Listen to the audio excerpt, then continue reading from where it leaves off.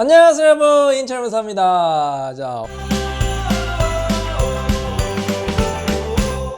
홍 이사님도 잘 계셨어요? 네, 안녕하세요. 네, 이제 3월이 됐어요. 자, 2022년 3월은 아주 굉장히 중요한 날이 좀 있으면 있죠. 그게 뭐죠? 대한민국의 미래를 가를 네. 아주 커다란 선거가 3월 9일에 있습니다. 네, 대통령 선거 여러분 다 아시죠? 정말로 중요한 선거입니다. 어떻게 보면 가장 중요한 선거 중에 하나라고 볼 수가 있고요. 여러분 이제 마음의 결정을 하신 분도 있고 아직까지도 마음의 결정을 못 하신 분이 있는데 다시 한번 좀 꼼꼼히 후보의 공약도 좀 살펴보시고 그 다음에 그 사람이 어떻게 살아왔는지 그게 중요한 것 같아요. 그 사람의 과거를 알면 그 사람의 미래를 알 수 있다 이렇게 볼 수가 있잖아요. 그래서 그 사람이 어떤 인생을 살아왔는지 어떤 사람이 우리 국민들의 마음을 잘 알고 또 우리 국민들의 아픔과 어려움을 잘 알고 우리 국민들을 잘 살게 할 수 있는지 유능한 대통령인지 우리 대한민국의 미래를 선진국으로 발전할 수 있는 사람인지 여러분 한번 잘 보시기 바랍니다. 감정적으로 휘둘리면 안 되거든요. 선거는 차분하게 이성적으로 판단하셔야 됩니다.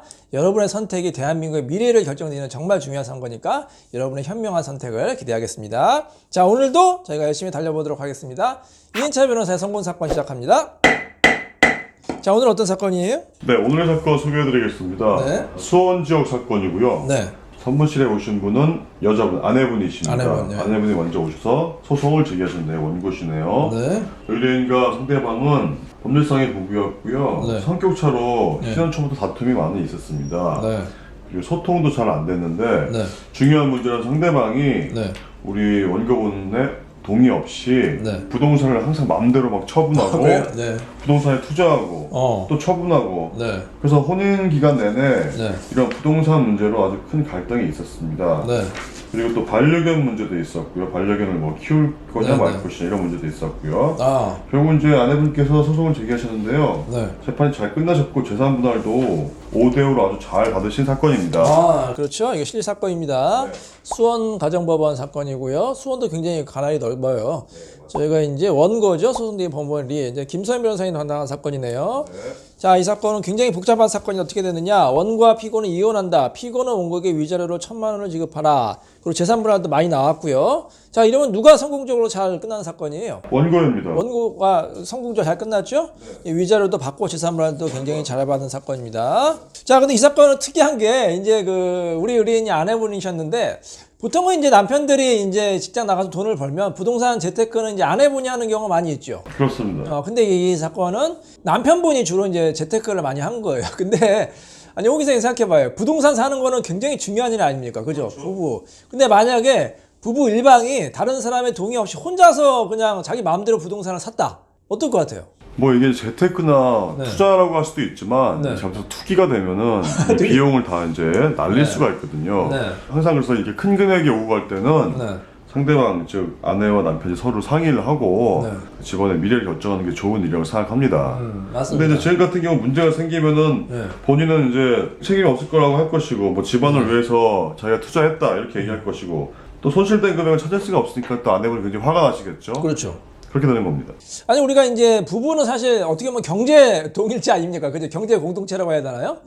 어떻게 보면 이제 하나의 일심동체 같이 이제 경제도 어떻게 보면 하나의 공동체라고 볼 수가 있죠.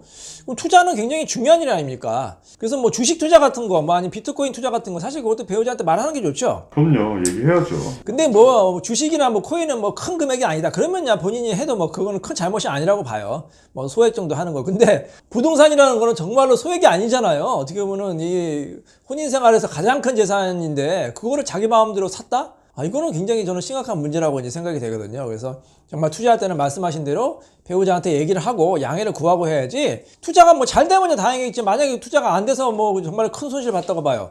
그럼 얼마나 부부 간의 갈등이 커졌겠습니까? 자, 그래서 이 사건도 마찬가지예요. 남편이 정말로 큰 금액의 부동산을 그것도 몇 차례 막 사고 팔고를 그냥 자기 마음대로 한 거예요. 자, 아내가 알았으니까 얼마나 화가 났겠습니까? 그래서 부부 간의 갈등이 커졌죠.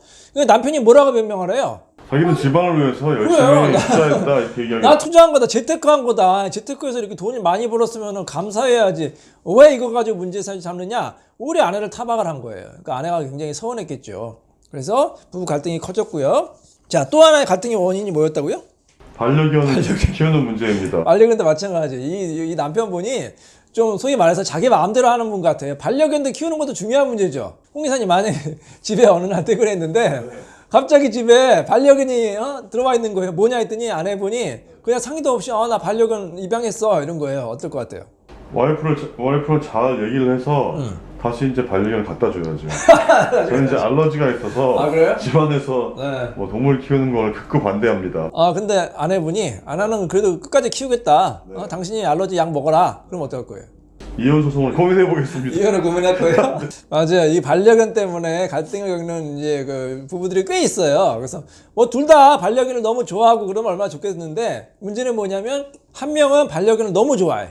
그래서 반려견을 키우고 싶은데 다른 사람은 반려견을 너무 싫어하거나 아니면 말씀하신 대로 알러지 때문에 부득이 못 키우는 경우 있잖아요. 그게 갈등이 겪는 경우 많아요. 그래서 한 명은 죽어도 키우겠다. 한 명은 나는 죽어도 못 키운다. 내가 너무너무 괴롭다. 반려견을 키우지 말자. 자, 이런 갈등은 어떻게 해결해야 될까요? 반려견 갈등.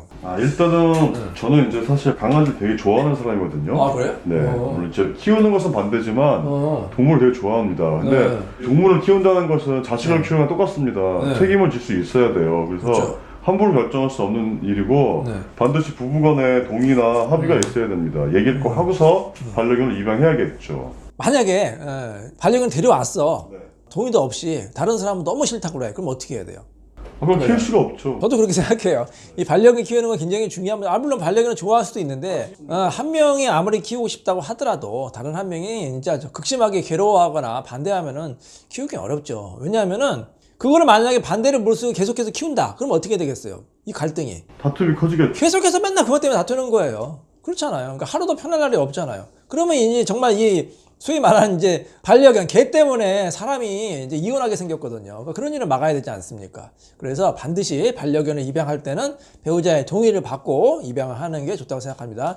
자, 근데 어쨌건 이 사건에서는 상대방이 그냥 남편이 독단적으로 반려견을 키운 거 아닙니까? 그럼 아내가 굉장히 화가 나겠죠. 부동산도 자기 마음대로 멋대로 이제 사고 팔고 하는데 반려견을 자기 마음대로 키운다. 화가 나겠죠. 그러니까 이게 일종의 성향인 것 같아요. 홍 기사님 어떻게 보세요? 이렇게 한 사람, 이 남편의 성향은 어떤 사람인 것 같아요?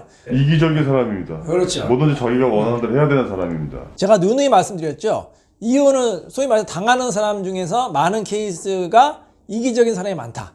이런 경우 굉장히 많아요. 남편이 그냥 독단적이다, 권위적이다, 자기 마음대로 한다, 아나무인이다, 뭐 자기만 특권의식에 쩔어 있다. 이런 경우가 굉장히 많거든요. 자기만이 그냥 왕이야, 자기가. 집에서 왕이야.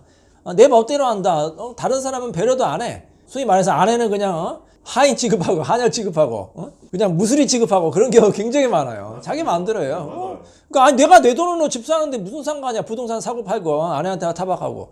아니 내가 내 돈으로 강아지를 키우든 말든 무슨 상관이야. 내가 좋다는데 자기가 이제 무슨 뭐 케어도 안 할 거면서 이런 경우가 굉장히 많아요.